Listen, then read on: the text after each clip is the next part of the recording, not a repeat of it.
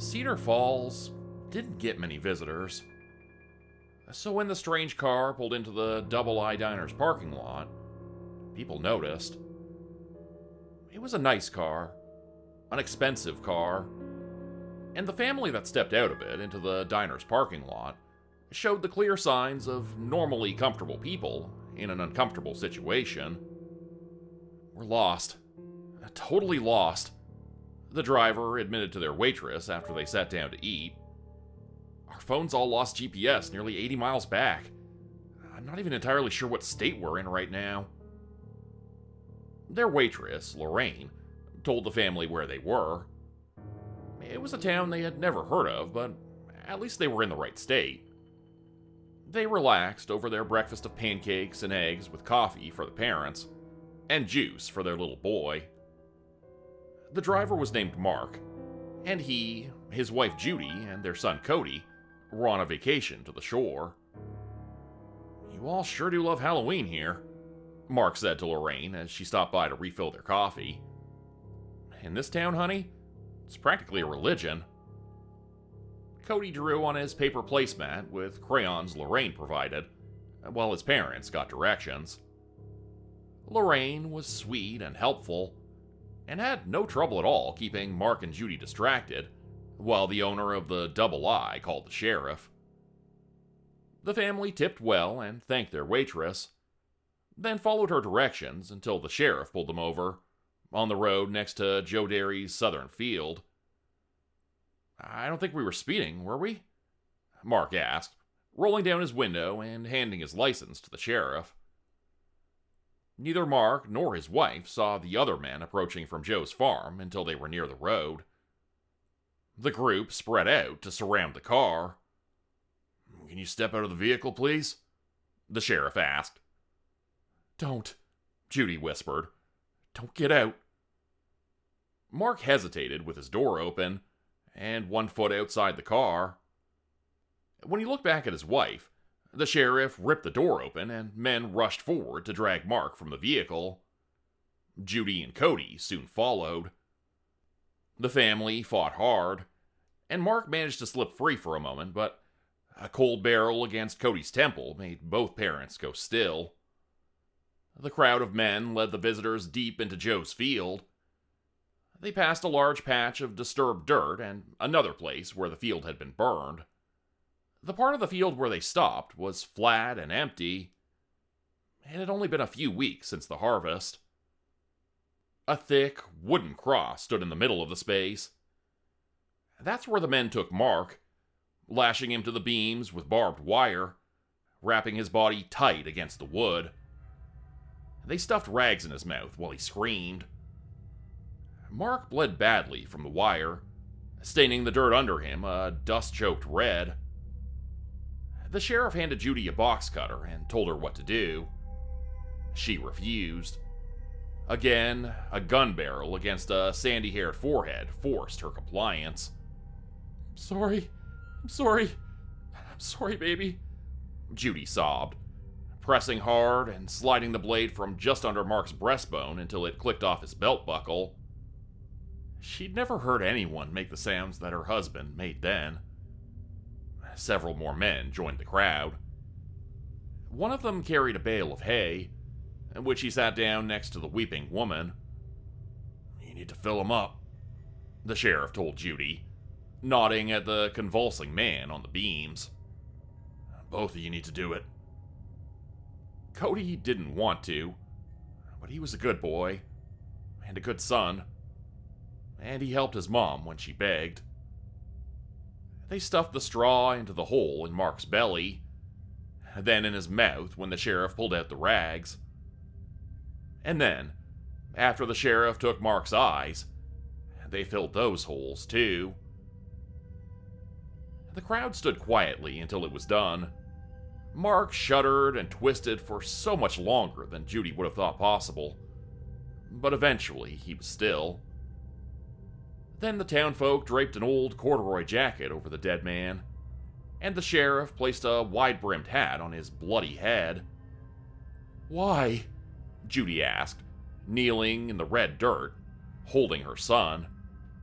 Because you tried to leave our town, the sheriff replied, his voice as calm as the drifting clouds above. He pointed to a man in the crowd who looked much like the others. This is Tom. He is your husband now. No, I won't. The sheriff didn't bother with the gun this time. Tom doesn't want children, he told Judy. So for now, little Cody will stay with my family. If you're a good wife, maybe you'll change Tom's mind. A pair of crows watched the crowd from the tree line. They watched the men drag the woman and the child apart. They watched until the place was empty, except for one bent figure staked into the ground. They watched the dead man on the sticks for a long time. And though they were tempted by the wet and stained earth, the crows did not worry the field. There were 9 of us going through the maze this year. The oldest of the group was 17 or so, and the youngest, Franklin Dobbs, was 13. I recognized Mary Hayes as we lined up at the opening in the dry corn. I gave her a sad smile, and she nodded back, wiping at the tears in her eyes. We had all done bad things over the past year, and now was our chance to show Samhain that we were worth saving. I hate to see you here, my father told me as I said goodbye to my family. You really landed in the middle of some trouble. You know it's your own fault, right? I nodded, not trusting myself to speak. My dad was a member of the town council, and my running away had embarrassed him deeply. Despite that shame, he put a hand on my shoulder and wished me good luck. I knew I would need it. The corn maze was huge, bigger than last year's by at least 2 or 3 acres. The dead rows of stalks filled up most of Farmer Joe's field, a gold scar on the dirt. There was one entrance and only one exit, which we would have 1 hour to find. Our families left so they would not be tempted to help us, nor would they see the secrets of the maze, in case any of them had to escape it next year. Only the town council remained as witnesses. Jordan Gates was the first to die. He was running ahead of the main group and simply disappeared into the earth. When I got close, I saw that he'd fallen into a hidden pit filled with sharp sticks. He was still alive, but barely, and there was nothing we could do for him anyway, so we went on. The rest of us died one by one. There were more pits along the path, and wires that triggered buckshot hidden in the stalks. And now and again, someone would be pulled into the corn by long, rail-thin arms, their screams fading as they were dragged away. We knew our hour was nearly up when we smelled the smoke. We're gonna burn, Mary whimpered, clutching my hand. We were the last 2 alive. I had little hope we would find an exit before the fire caught up. The walls of the maze stretched out around us, endless and quickly disappearing in the smoke. In that desperate moment, my father's words came back to me. The middle of some trouble, I said out loud. The middle. I raced toward where I hoped the center of the maze would be, pulling Mary with me. There was a clearing in the middle of the corn maze. A small hatch stood open, leading to an underground hollow roughly the size of a coffin.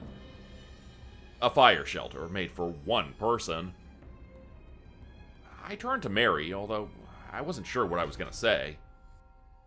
I wanted to be heroic, to tell her to climb down to safety and to live a good life for both of us. But I also did not want to burn. Before I could say anything, I felt small hands on my back shoving me away. I stumbled, nearly falling into the fiery maze. When I looked back, I saw that Mary was in the shelter and almost had the hatch down.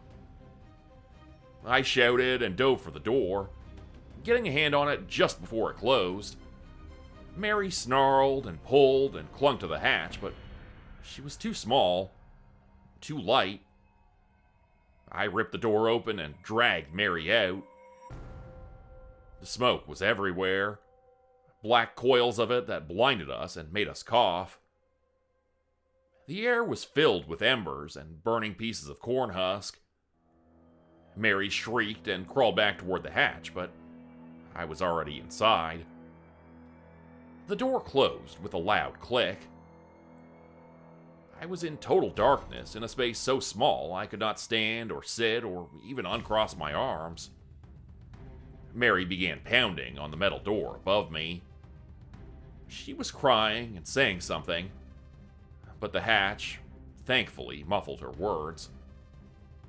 I was crying too. The thudding continued for another minute, then began trailing off until there was only silence.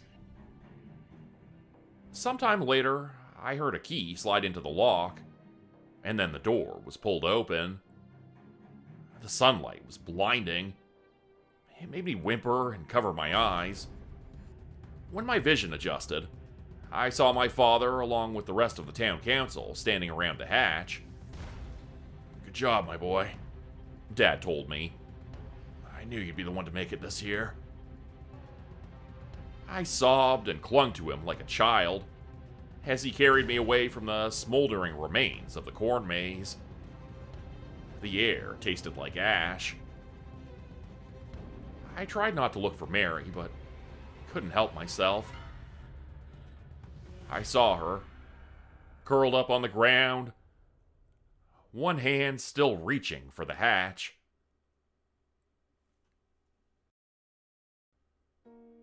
I took the kids down to the pumpkin patch over the weekend to pick a jack-o'-lantern. The morning was cool and foggy. An autumn air plucked dying leaves from branches and scattered them across the patch. There were more pumpkins this year than any year I could remember.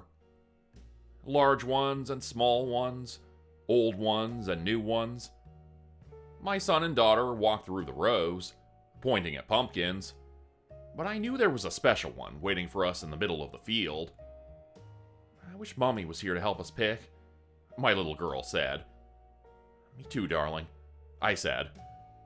"But you know the rules." I took my children, one in each hand, and walked them through the patch.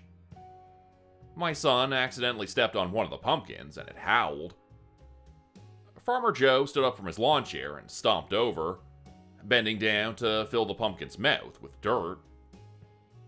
Most of the other pumpkins were still and silent, but one of them began to weep as we approached. "Do we have to?" my son asked. "I don't want a jack-o'-lantern this year." I knelt down in the dirt so I could look him in the eye. "Me either, bud. But you know the rules. This year, we need to have a jack-o'-lantern so that everybody can see we're a good family, and that we love this town, and that we're happy to be here. Sam will come check." My daughter was staring at the weeping pumpkin. It was trying to speak to us, but without a tongue, we couldn't understand it. Farmer Joe came to fill the pumpkin's mouth with dirt anyway, because those were the rules and we could not make exceptions. "It's a shame," Joe whispered to me after glancing around the patch. "I'm sorry for you and the kids, but this is for the best. Better now than to have it spread and risk the children." I nodded, not trusting myself to talk. Joe handed me a spade and then walked a respectful distance away so the kids and I could pick our pumpkin.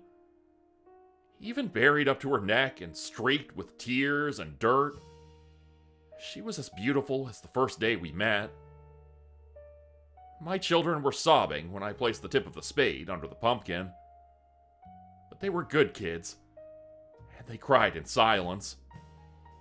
They followed the rules. They weren't like their mother after all, I told myself. They would never try to leave town. I couldn't look into her eyes as I pressed down the head of the spade with my foot. It was over quickly, but I knew the hardest part was still to come. We would need to show the town that we loved the rules, and we didn't want to disappoint Sam. So the three of us would carve a new face over the old, and our pumpkin would be the prettiest jack-o'-lantern anyone had ever seen. Become a channel member today for early access, bonus videos, and special emojis only available to members.